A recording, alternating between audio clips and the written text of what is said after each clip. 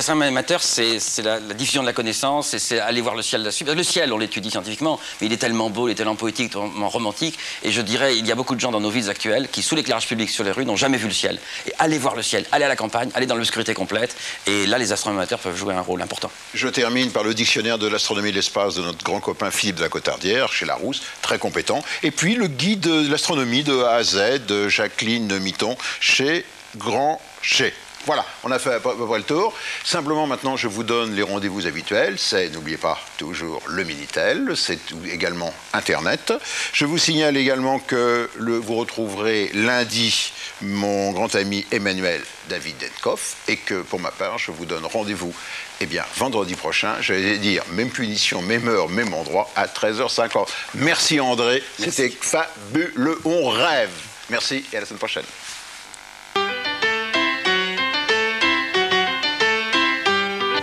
Détermine en retour le mouvement de la matière. Quand on accélère des masses, la courbure de l'espace se propage dans toutes les directions à la manière d'une onde. Ces ondes sont appelées des ondes gravitationnelles. Elles aussi étirent et compriment l'espace et toute la matière qu'elles rencontrent. Imaginons une étoile qui explose.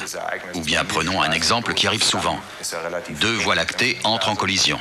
Il y a peu de place dans l'univers. Leurs masses sont accélérées. Leur mouvement est modifié. Et si cela s'effectue d'une manière asymétrique, de travers ou de façon courbe, il se forme des ondes gravitationnelles. Partout dans l'univers. Je suis assis ici et si je déplace ma main en va-et-vient, j'émets des ondes gravitationnelles qui grandissent ou diminuent très rapidement. Mais vous ne les remarquez pas. Trou noir, étoile de neutrons, explosion stellaire, tous ces événements produisent des ondes gravitationnelles. Mais jusqu'à maintenant, on n'a pas encore su les mettre directement en évidence. On ne disposait pas des techniques nécessaires. Aujourd'hui, les chercheurs s'impatientent de voir enfin arriver l'ère de l'astronomie des ondes gravitationnelles. Tout ce que nous connaissons actuellement de l'univers nous est arrivé par des ondes électromagnétiques. La lumière, les ondes radio, le rayonnement gamma. Mais dans l'univers, il y a peu de sources d'ondes électromagnétiques et la majeure partie de l'univers est sombre. Là où des masses importantes se déplacent rapidement, il n'y a pratiquement pas de lumière émise. Il se forme en revanche un rayonnement d'ondes gravitationnelles.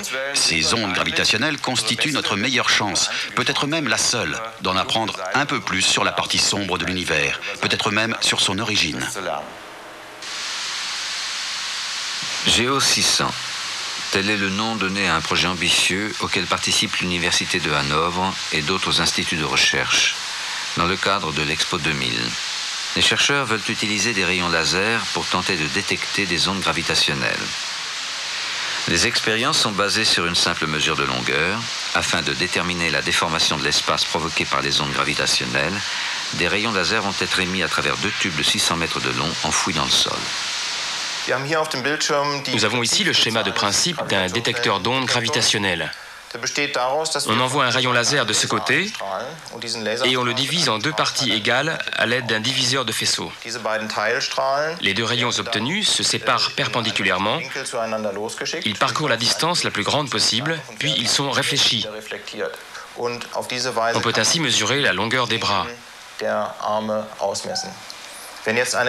Si une onde gravitationnelle arrive, dans ce cas perpendiculairement à l'écran, un bras va se trouver allongé et l'autre va se trouver comprimé. Notre système permet précisément de mesurer cette différence de longueur. Si le principe paraît simple, le système demande des technologies très sophistiquées.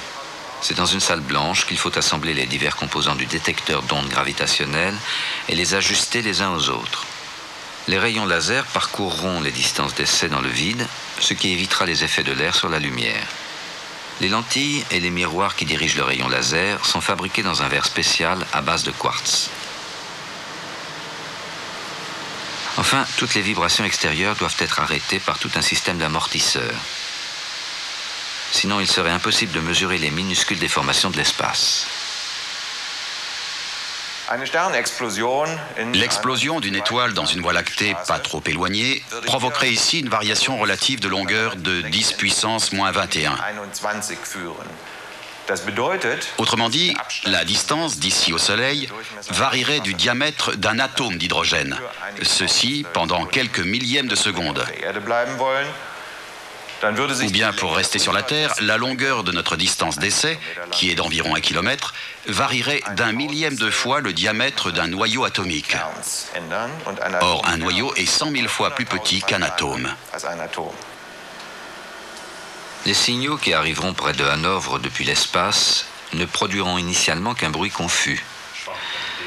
L'Institut Max Planck de physique gravitationnelle de Potsdam, les chercheurs tentent donc de prédire le comportement des ondes gravitationnelles. De quoi ont l'air les ondes formées par la collision de deux trous noirs? Quelles sont leur amplitude et leur fréquence? Et quels signaux les chercheurs peuvent-ils espérer recevoir?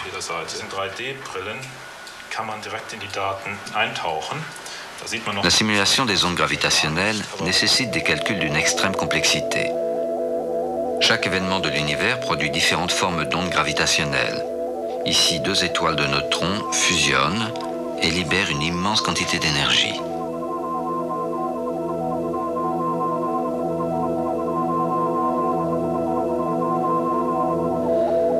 Enfin, la précision de ces modélisations détermine également le succès de Geo 600.